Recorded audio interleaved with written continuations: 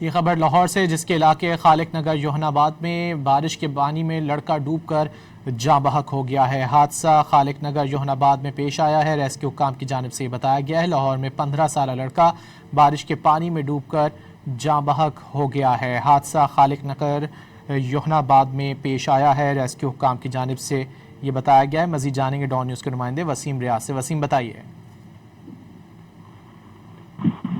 जी वसीम रियाज से रब्ता करने की कोशिश कर रहे हैं। लाहौर के इलाके खालिक नगर योहनाबाद में बारिश के पानी में लड़का डूबकर जाँ बहक हो गया है। हादसा खालिक नगर योहनाबाद में पेश आया है। रेस्क्यू काम की जानिब से बताया गया है।